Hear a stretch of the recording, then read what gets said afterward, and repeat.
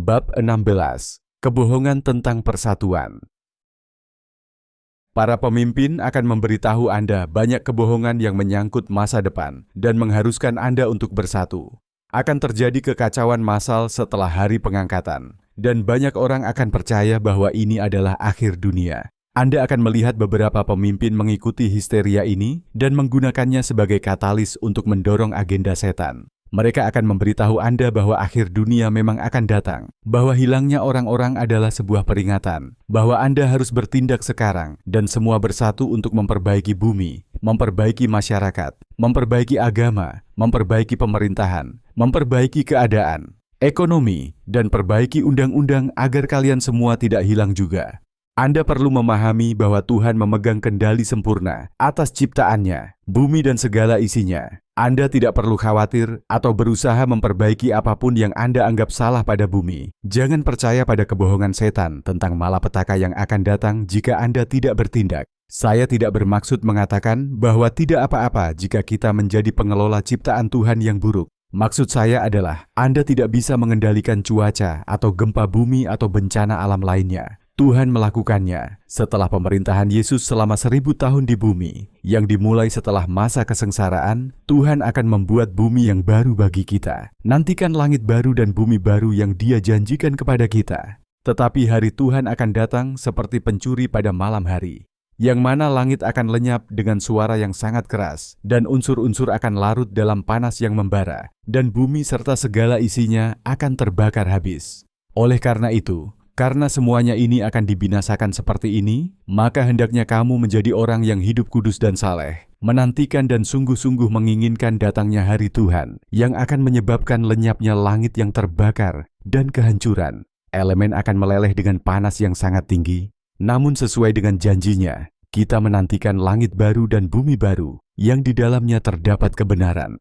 Petrus kedua 3, 10-13.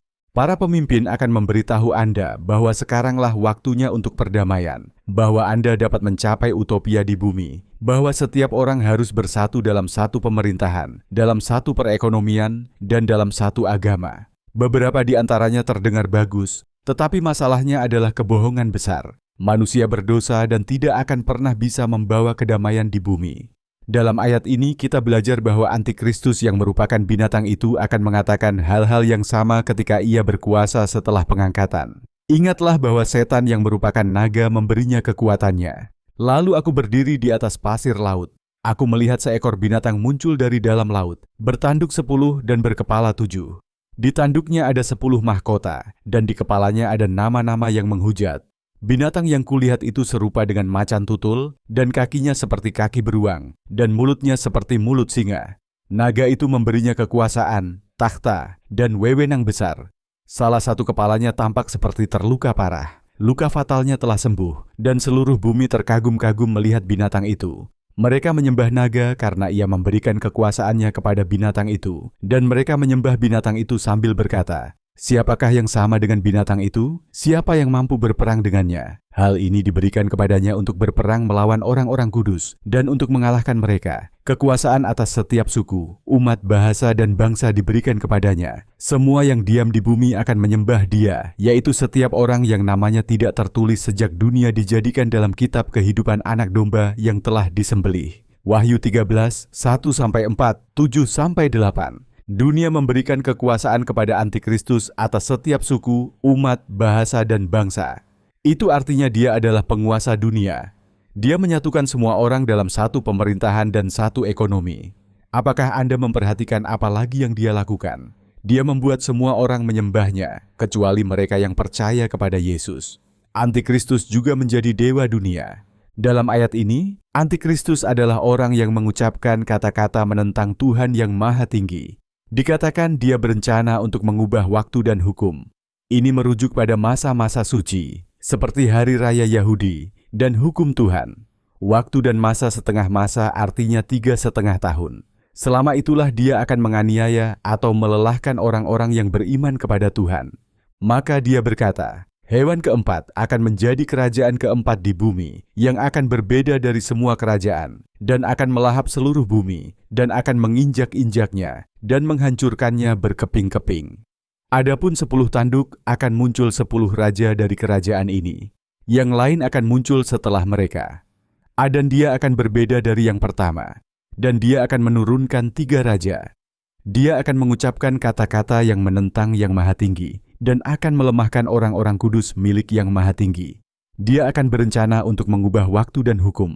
Dan semuanya itu akan diserahkan ke tangannya sampai 1 masa dan 2 masa setengah masa. Daniel 7, 23 sampai 25. Anda tahu, kami sudah mencobanya sebelumnya, bersatu dalam satu pemerintahan. Setelah Tuhan menciptakan umat manusia dan kita mulai berkembang, Tuhan memerintahkan manusia untuk maju dan berkembang biak. Kami tidak berangkat. Kami naik. Semua orang berkumpul di satu kota dan memutuskan untuk membangun menara yang mencapai surga. Itu merupakan tindakan pembangkangan langsung terhadap Tuhan. Anda tahu, mereka tidak hanya membangun gedung pencakar langit. Mereka ingin membuat nama untuk diri mereka sendiri. Mereka ingin menjadi dewa.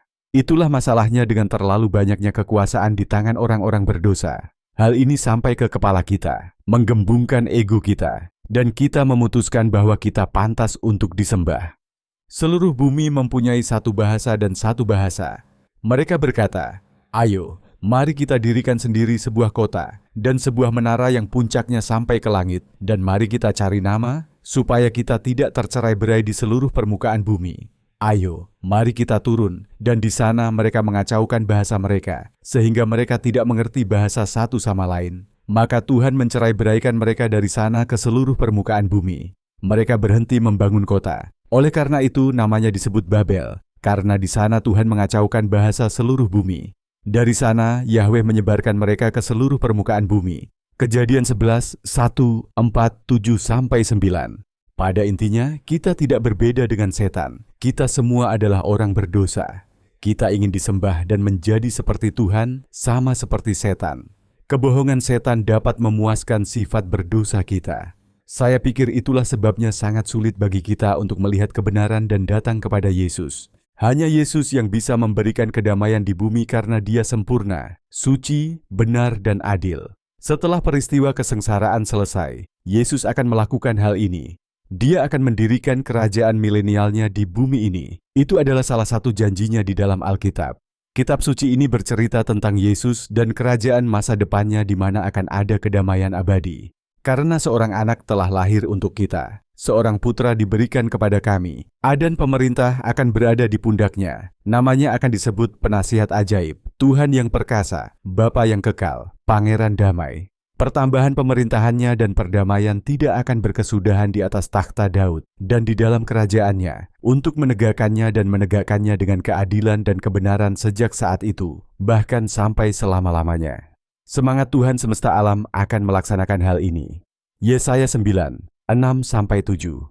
Jangan percaya kebohongan yang Anda dengar tentang masa depan dan perlunya bersatu dalam satu pemerintahan. Ketahuilah bahwa Yesus akan datang kembali untuk mendirikan kerajaan 1000 tahunnya di bumi, dan itu akan menjadi masa damai yang sesungguhnya.